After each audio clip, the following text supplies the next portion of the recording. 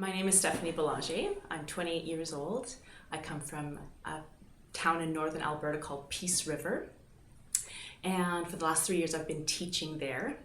I love biking, hiking, and if you can't find me at my house, I'm probably with my friends out for a coffee. The first time I remember talking about religious life was when I was in grade 1. My older brother had come to me for a project from school, and he said to me, "Stephanie, what do you want to do when you're older?" And without thinking, I said to him, "I want to be a nun." And he said, "You can't be a nun." And I got so mad. I said, "Yes, I can." Anyway, it's a humorous story, but it was the first time that I remember saying that I wanted to be a sister. The second event that I remember was when I was in grade 9. My mother was very wise, and she said to us girls and to my brother, to make a list of the qualities that we wanted in a future spouse. And I remember going to my room and sitting on my bed, and I took out my journal and I started making a list. And the thought that came to me was, what if it's Jesus? And so, meaning, what if my husband would be Jesus?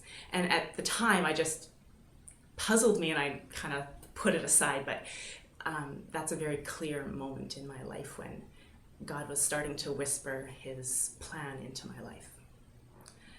The steps that I took to answer God's call in my life, I have to say that it took me a long time to come to this point where I finally said yes to God, but over the years, I see God's mercy in the time that I took.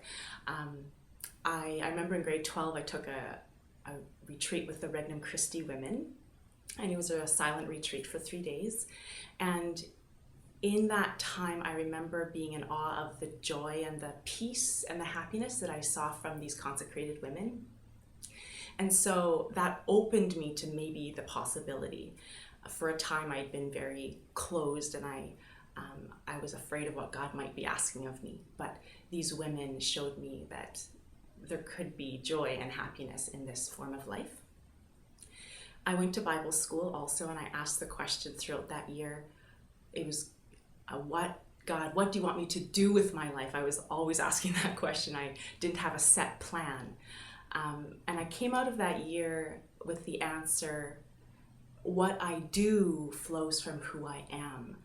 And so it wasn't a direct answer to my question, but it was God leading me. And then when I started university, I moved to Saskatoon because I wanted to live at the Discernment House in Saskatoon for a year. And honestly, that was the best year of my life. It was a time of peace and joy. I discovered community, and I really enjoyed living with the sisters and the other boarders here. I love the liturgy and the beauty and the time that the sisters spent to prepare the liturgy and to celebrate it well. So it was a time of discovery for me. However, I didn't join them. I continued with my university degree, and I lived in other communities with other roommates.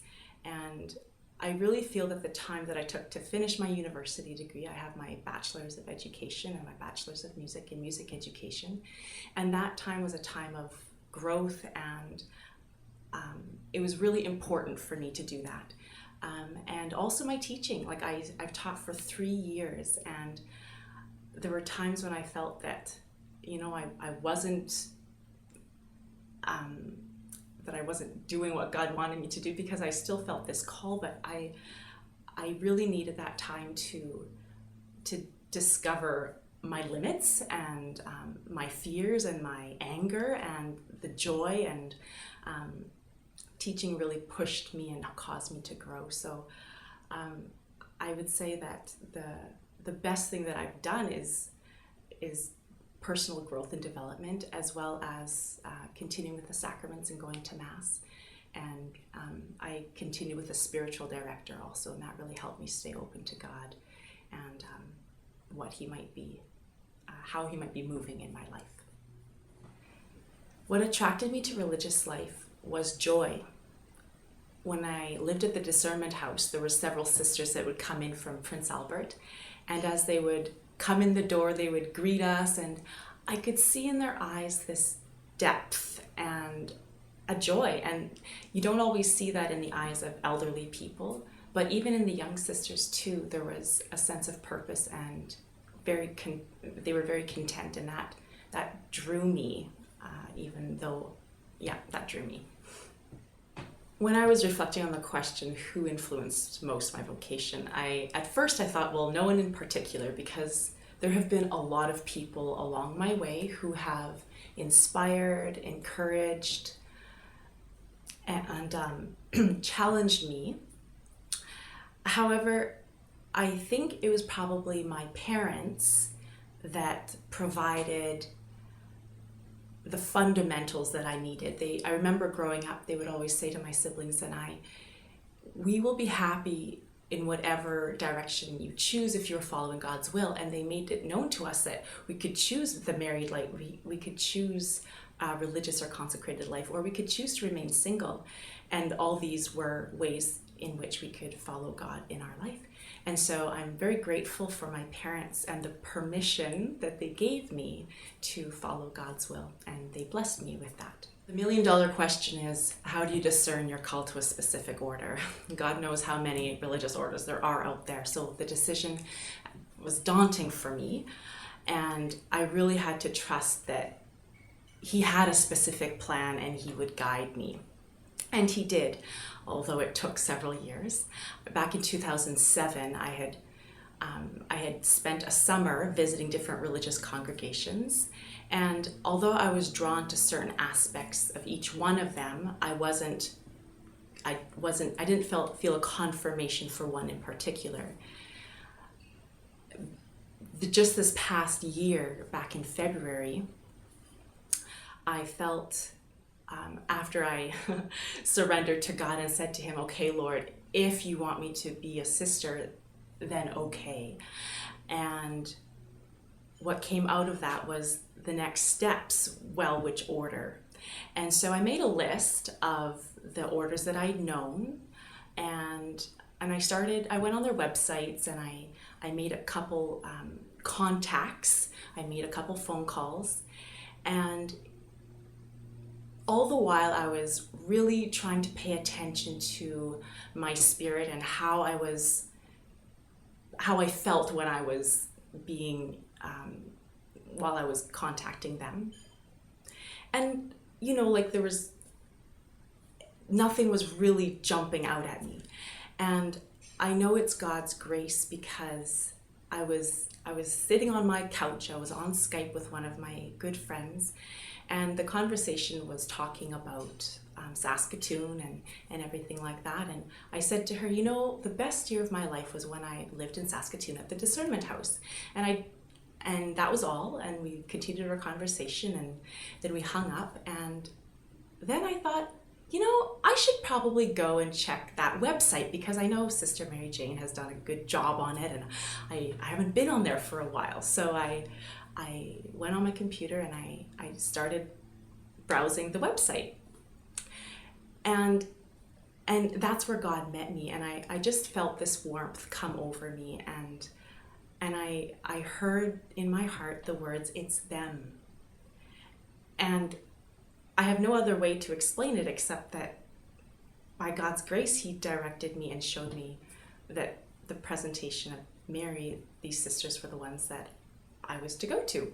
And I made the first step. I contacted Sister Chantal, and I told her of my intent. And every step that I've made, the doors have opened, and I'm at peace, and I'm excited about this next step. And so I know that God is leading me, and because the doors are opening, and because of His peace. When I reflected on the Martha Mary gospel story, I was struck by a couple things. First of all, I was struck that Mary had expectations of herself, and society also had expectations of her. She was a woman and was required to, help with the guests and everything like that. And she was also not expected to sit at the feet and be a disciple. However, she was drawn and attracted to Jesus and let herself be attracted to him. And one saying of Mother Riviere, the foundress of the Sisters of the Presentation of Mary, said that Christ is a magnet and he draws all hearts to himself, even those as hard as iron. And when I reflect on that, I think Christ is also drawing me out of my expectations of myself and calling me to spend time at his feet. And that's where I will be made whole, and that's where I will come to know who I am. One thing I'd like to leave with you all today is what I heard from John Paul II during the World Youth Day in Toronto, 2002. He said, "Dear young people, if you feel in your heart that Christ might be calling you to give yourselves entirely to him, do not be afraid. Stake your lives on it."